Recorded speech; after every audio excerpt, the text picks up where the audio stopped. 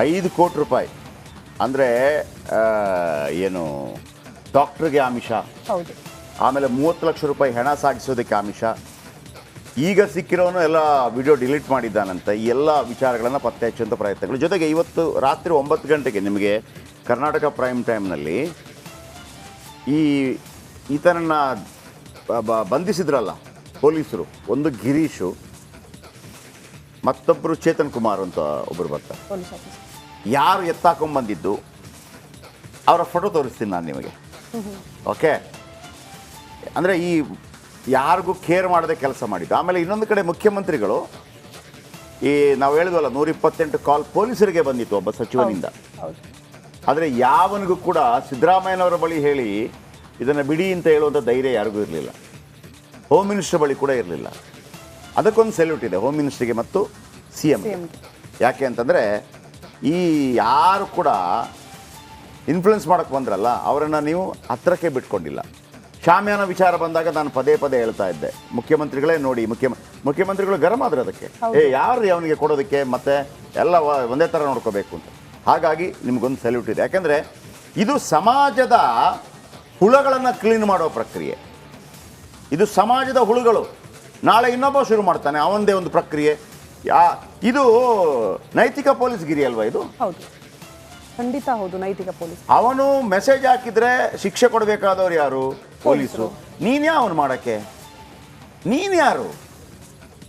Okay, next story. Okay, ನಟ ದರ್ಶನ್ ಮತ್ತು ಟೀಮ್ನಿಂದ deadly murder ಪ್ರಕರಣಕ್ಕೆ ಸಂಬಂಧಪಟ್ಟಂತೆ ರಿಪಬ್ಲಿಕರಣದಲ್ಲಿ ಕೊಲೆ ಕೇಸ್ನ ಕ್ಷಣದ ಅಪ್ಡೇಟ್ ಅನ್ನ ನಿಮ್ಮ ಮುಂದೆ ಇಡ್ತಾ ಇದ್ದೀವಿ. ರೇಣುಕಾಸ್ವಾಮಿ ಕೊಲೆ ಕಾಕಿಗೆ ಲಾಕ್ ಆಗಿದ್ದು ಹೇಗೆ ಈ ಟೀಮ್, ಆ ರೋಚಕ ಕಹಾನಿಯನ್ನ ರಿಪಬ್ಲಿಕರಣ ಇವತ್ತು ನಿಮ್ಮ ಮುಂದೆ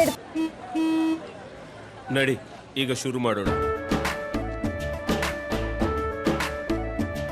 ಕೇಸರಿಯಿಂದ ಮನೋಲ್ಲಾಸ ಮನಸ್ಸು ಮತ್ತೇರಿ ಕುಣಿದಾಡಿದೆ ನೋಡು, ಮನಸ್ಸು ಮತ್ತೇರಿ ಕುಣಿದಾಡಿದೆ ನೋಡು. ಕ್ಷಣವೂ ಆಚರಿಸಿ ಕೇಸರಿ ಹಬ್ಬ. ವಿಮಲ್ ಬಾಯಲ್ಲಿ ಹೇಳಿ ಕೇಸರಿ.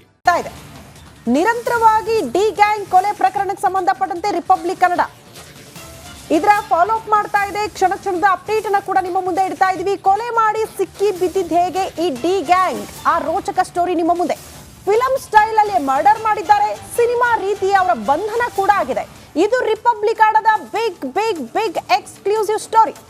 ನಟ ದರ್ಶನ್ ಮತ್ತು ಟೀಮ್ ನಿಂದ ಡೆಡ್ಲಿ ಮರ್ಡರ್ ನಂತರ ಸಿನಿಮೀಯ ರೀತಿಯಲ್ಲೇ ಮೃತ ದೇಹವನ್ನ ಅಲ್ಲಿಂದ ಸಾಗಾಟ ಮಾಡಿದ್ರು, ಅದನ್ನ ವಿಲೇವಾರಿ ಕೂಡ ಮಾಡಿದ್ರು ಅನ್ನುವಂತಹ ವಿಚಾರ.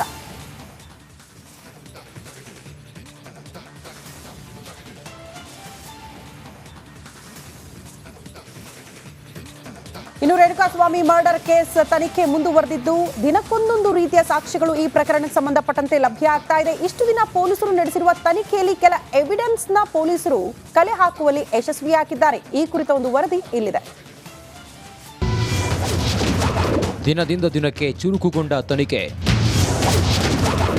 ಮಾಹಿತಿ ಸಂಗ್ರಹಿಸುವಲ್ಲಿ ಯಶಸ್ವಿಯಾದ ಕಾಕಿ.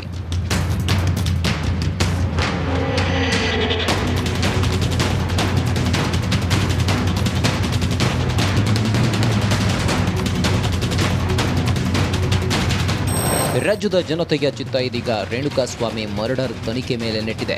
ಹೀಗಾಗಿ ಪೊಲೀಸರು ಕೂಡ ಒಂದೆಡೆ ಕೂರದೆ ದಿನಕ್ಕೊಂದು ಸಾಕ್ಷ್ಯಗಳನ್ನು ಕಲೆ ಹಾಕುತ್ತಿದ್ದಾರೆ. ಈಗಾಗಲೇ ಹಲವು ತಾಂತ್ರಿಕ ಸಾಕ್ಷಿಗಳನ್ನು ಕಲೆ ಹಾಕಿದ್ದು ತನಿಖೆ ಮುಂದುವರೆಸಿದ್ದಾರೆ.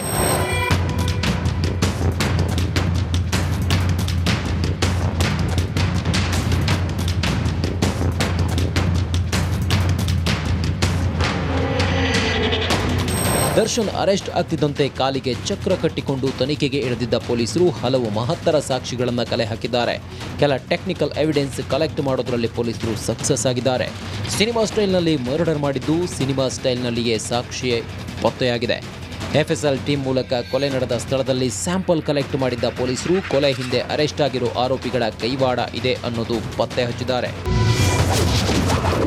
ಏನೆಲ್ಲ ಸಾಕ್ಷಿಗಳು ಲಭ್ಯ ಆಗಿದೆ?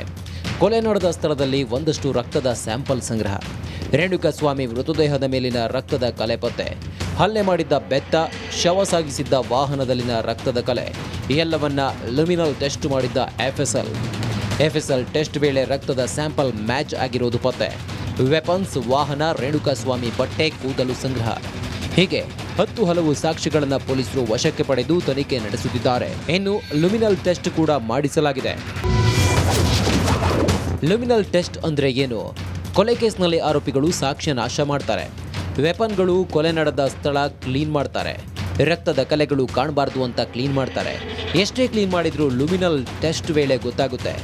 ರೇಣುಕಾಸ್ವಾಮಿ ಕೊಲೆ ನಡೆದ ನಂತರವೂ ಸಾಕ್ಷ್ಯ ನಾಶಕ್ಕೆ ಯತ್ನ. ಘಟನಾ ಸ್ಥಳ, ಹೊಡೆದಿದ್ದ ಸ್ಟಿಕ್, ಹೆಣ ಸಾಗಿಸಿದ್ದ ಕಾರು ಕ್ಲೀನ್ ಆಗಿತ್ತು. ಲುಮಿನಲ್ ಟೆಸ್ಟ್ ವೇಳೆ ಎಲ್ಲವೂ ಪತ್ತೆಯಾಗಿದೆ. ಸದ್ಯ ಈ ಎವಿಡೆನ್ಸ್ ದಾಖಲು ಮಾಡಿಕೊಂಡು ವೆಪನ್ ಸೀಸ್ ಮಾಡಿರೋ ಪೊಲೀಸರು ಮುಂದಿನ ತನಿಖೆ ಕೈಗೊಂಡಿದ್ದಾರೆ. ಆರೋಪಿಗಳಿಗೆ ತಕ್ಕ ಶಿಕ್ಷೆಯಾಗುತ್ತಾ ಅಥವಾ ತನಿಖೆಯನ್ನ ಹಳ್ಳ ಹಿಡಿಸ್ತಾರಾ ಕಾದು ನೋಡಬೇಕು. Bureau report, republic Kannada.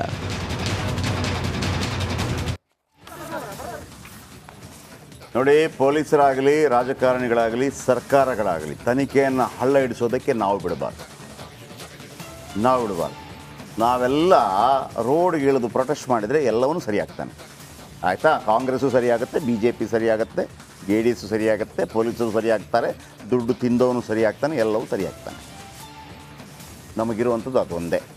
ಆದರೆ ಅದರಲ್ಲಿ ರಾಜಕೀಯ ಸ್ಮೆಲ್ ಇರಬಾರ್ದು. ನಾನು ಪ್ರಜ್ವಲ್ ರೇವಣ್ಣ ವಿಚಾರದ ಸಂದರ್ಭದಲ್ಲಿ ಹೆಣ್ಣುಮಕ್ಕಳ ಪರವಾಗಿ ಕೆಲವರೆಲ್ಲ ಪ್ರೊಟೆಸ್ಟ್ ಮಾಡಿದ್ರಲ್ವಾ, ಅವರು ಬೇರೆ ಬೇರೆ ಸಂಘಟನೆಗೆ ಸೇರಿದವರಾಗಿರ್ಬೋದು, ತಮ್ಮ ಫ್ಲ್ಯಾಗ್ ತಗೊಂಬರಲಿಲ್ಲ. ಹೆಣ್ಣು ಮಕ್ಕಳಿಗೆ ತೊಂದರೆ ಆಗಿದೆ ಅನ್ನೋ ಕಾರಣಕ್ಕಾಗಿ ಪ್ರೊಟೆಸ್ಟ್ ಆಗಿದ್ದು. ಇದು ಕೂಡ ಅದೇ ಥರ ಆಗಬೇಕು. ಹಾಗಿದ್ರೆ ನಾಳೆ ನಾವೇ ಡಿಸೈಡ್ ಮಾಡ್ಕೋತೇವೆ ಯಾರು ಹೊಡೆದ. ಮೊದಲಲ್ಲಿ ಹೆಂಗಿತ್ತು, ಒಂದು ಗಾಯ ಆದರೆ ಅದಕ್ಕೊಂದು ಬ್ಯಾಂಡೇಜ್ ಕಟ್ಟಿ ಸರ್ಕಾರಿ ಆಸ್ಪತ್ರೆಯಲ್ಲಿ ಹೋಗಿ ಕೇಸಾಗಿ ಹಂಗೆ ಬರಬೇಕಲ್ವಾ? ಏನು ದರ್ಶನ್ದು ಇನ್ನೊಂದು ಬೇರೆಯೇ ಸರ್ಕಾರನ ದರ್ಶನ್ದು? ಅದು ಬೇರೆ ಚನ್ನಪಟ್ಟಣದಲ್ಲಿ ಎಲೆಕ್ಷನ್ಗೆ ನಿಲ್ಲಿಸೋದ್ರಲ್ಲಿ ಇದ್ರಂತೆ.